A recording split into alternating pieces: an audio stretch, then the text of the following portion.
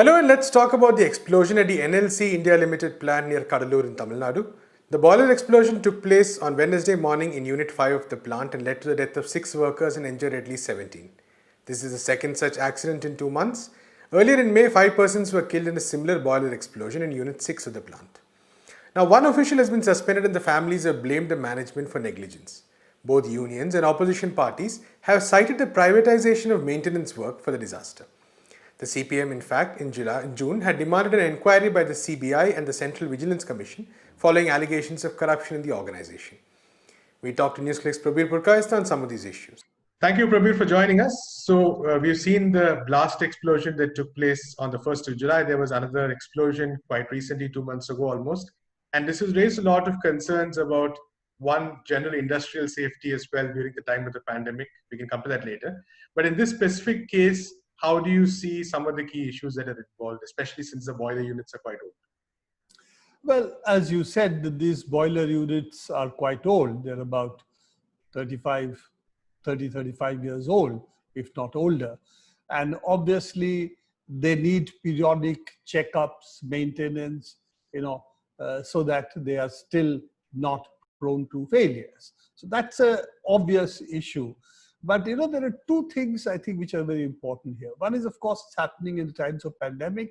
We do not know to what extent the normal practices are being at the moment sacrificed in order to reduce the number of people coming in.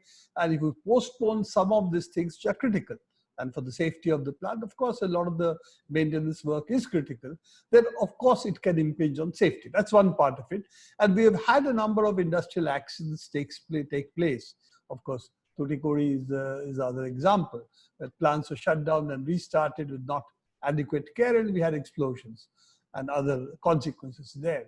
So one of it is during COVID times, do we really know how to maintain equipment safely? And that's an unknown, because it really is something that each plant has to take care of itself. It's something that there can be no general guidelines. But obviously, one thing you cannot sacrifice is safety. And currently, we are in a very good situation on the electricity front, because obviously the demand is much lower. And because the demand is much lower, your reservoirs are full. You really don't have a shortage of electricity on the grid. And you can very easily shut down plants and take longer time to come up if that is a problem. So that's the COVID general situation that I'm talking about. The other is that why do boiler explosions take place? Boiler explosions are unusual. They normally should not take place if your maintenance requirements are being met, A, and B, your control systems are working, because your first line of safety is that the controls have to kick in. And any condition which shows that there is impending boiler explosion likely to occur because there are certain conditions which are taking place within the boiler, then of course you have to trip the fuel. And that's how you take out any chance of an explosion. In this particular case, when you were trying to restart the boiler, that's when the explosion seems to have occurred, particularly the last one that we are talking about. And that's very much a part of probably, and I'm going to fly blind over here, but given the experience that we have had looking at plant failures earlier, as you know, I was a control system engineer for a long time, basically involved in design of boilers, of control systems. And of course, the boiler was a key element of that. So I would say that the probable reason is that certain safety systems would also have been bypassed during starting of the boiler, and thinking that it won't matter. And normally it may not matter, but one time it does, you have an explosion. And that's what we saw also on the NTPC boiler explosion, which took place some time back. And there was a plan to inaugurate it quickly, and they were trying to hurry up the things, and they bypassed the boiler protection, it exploded. So to me, it seems that in this particular case, the hurry to restart the boiler for some reason, which I'm not clear, because there should have been no pressure for this, that seems to have led to certain shortcut steps that were being taken, and that has led to the explosion. And this very unhappy loss of life and very large number of injuries that have taken place. And boiler explosions really kill people because the fire coming out, hot gases coming out, obviously have enormous potential to damage people's, basically kill them as well, those who are close. So looking at it, that it happened at 32 meters, that's what the statement is. It happened at one of the elevations. And obviously there was some failure of the flame protection system, not properly tripping the fuel, whatever it is, and we have the consequent explosion. I would say that this level of competence, that you've had two such incidents within such a short period of time, really calls for very stringent action to see that you do a complete safety audit of all the units over here, the practices that have been followed, and then take, then only open them. At the moment, you don't have to. You can take the units out and do a complete safety audit and then only put them back. 2 units out of 6, 7 that are there in this stage. I think that this station, thermal power station 2 in Neyveli, has 7 210 megawatt units. You can take all of them out, put them through a safety audit before you restart. I think it needs much more serious action by the NLC authorities that we have seen till now. And this is central government undertaking. It's not under the state. Though it is located within the state, it's really not under the state. And NLC is one of the really what they call the Navaratna kind of companies. So it is one of the key jewels and crown jewels in the public sector undertakings, particularly in the power sector. It has a very illustrious past record. So given that, I think that time has come to take, with the second accident that we have seen, time has come to take some stringent action, and at least the minimum that should be done is a complete safety audit of the plant from outsiders and the practice that has been there in the plant. Because from what we read in the papers, the unions and others have also raised the issue of maintenance not being done regularly, shortcuts being taken, basic safety measures not being taken. All of these have been talked about by the workers. So I think given that, I think there is this need for a stringent safety audit. I think the past chairman of CEA, Central Electricity Authority, Mr. Bakshi, was supposed to head a committee which was supposed to look into the earlier explosion. I think the time has come for us to take at least think about a much larger inquiry, not just about the explosion, but running of the plant itself. 2 successive boiler explosions are very, very unusual and seem to indicate a deeper malaise in the plant. Absolutely. So the other question, Prabir, is regarding the age of the plants itself. Is this something, like we've talked about, it's about 35 years old.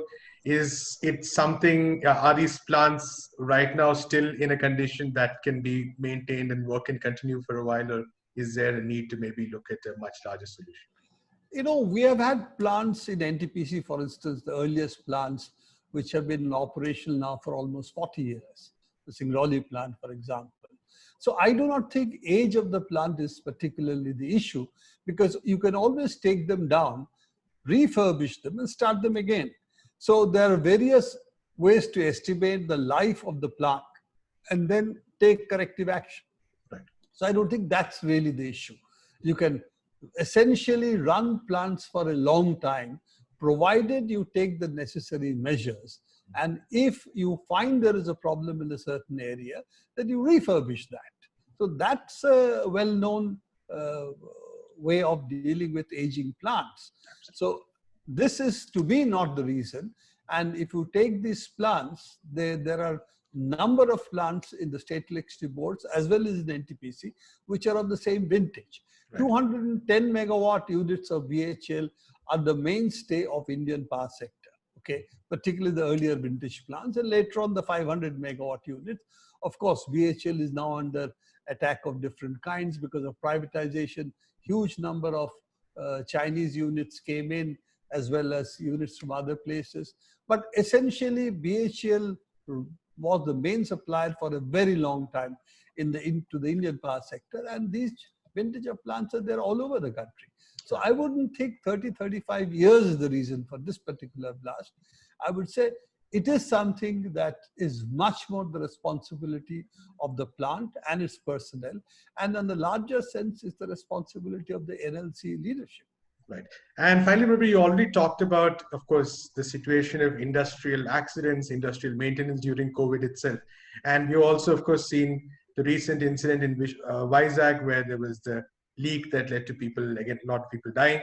So is there also a need specifically for a more centralized set of guidelines to across industries, specifically on in this context?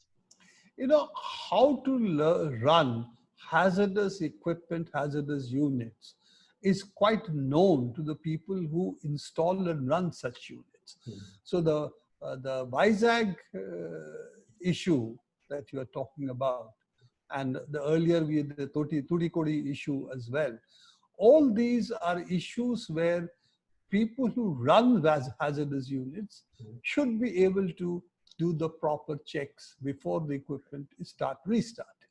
So it really shows lack of full awareness of what has to be done, and a lack of technically equipped human power, manpower to be there at the spot who knows these things. So maybe you want to start it in a hurry.